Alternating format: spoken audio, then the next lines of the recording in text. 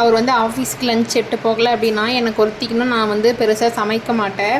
So என்கிட்ட இருக்கிறது ஏதாச்சும் வச்சு சாப்பிட்டுப்பேன். அப்படி இல்லைன்னா இந்த மாதிரி ஓட்ஸை வந்து சோக் பண்ணி வச்சு சாப்பிடுவேன். ஸோ எப்பவுமே ஓட்ஸ் வந்து நான் ரெடியாக வச்சுருப்பேன். ஸோ நம்ம வந்து ஓட்ஸ் கூட வந்து ஆல்ரெடி காய்ச்சி ஃப்ரிட்ஜில் இருக்கிற ஜில்லுன்னு பால் எடுத்து ஊற்றி ஒரு 1/2 hour வந்து நல்லா ஊற வச்சிடணும். அப்போ தான் வந்து அது நல்லா ஊறி சாப்பிட்றதுக்கு நல்லா சாஃப்டாக இருக்கும். அது கூட வந்து நம்ம நட்ஸு ஃப்ரூட்ஸு அந்த மாதிரி எது வேணால் ஆட் பண்ணிக்கலாம். அந்த அன்றைக்கி எங்கிட்ட ஃப்ரூட்ஸ் எதுவும் இல்லை.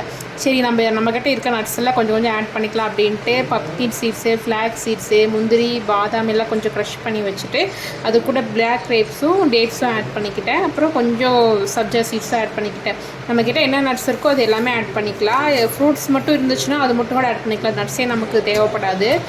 இதெல்லாம் போட்டு ஆல்ரெடி நம்ம ஊறி வச்ச அந்த ஓட்ஸ் கூட இதெல்லாம் போட்டு மிக்ஸ் பண்ணிவிட்டு ஸ்வீட்காக கொஞ்சோண்டு ஹனி மட்டும் ஆட் பண்ணிக்கலாம். ஏன்னா ஆல்ரெடி நம்ம டேட்ஸும் கிரேப்ஸும் போட்டிருக்கங்காட்டி நமக்கு லைட் ஸ்வீட்னஸ் இருக்கும்.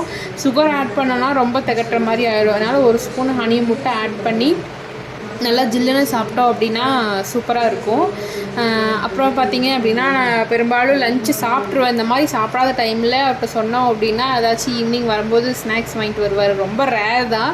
அன்றைக்கி சொல்லியிருந்தேன் கரெக்டாக அந்த டைமில் வந்து சமோசா அங்கே கீழே சுட போட்டுட்டு இருந்தாங்கன்னு சொல்லிட்டு ஆளுக்கு ஒரு வெஜ் சமோசாவும் நான்வெஜ் சமோசாவும் வாங்கிட்டு வந்திருந்தார். இது நம்ம ஊரில் இருக்க சமோசாலேருந்து கொஞ்சம் டிஃப்ரெண்ட்டாக சைஸு கொஞ்சம் பெருசாக தான் இருக்கும். பட் டேஸ்ட் நல்லா இருந்துச்சு.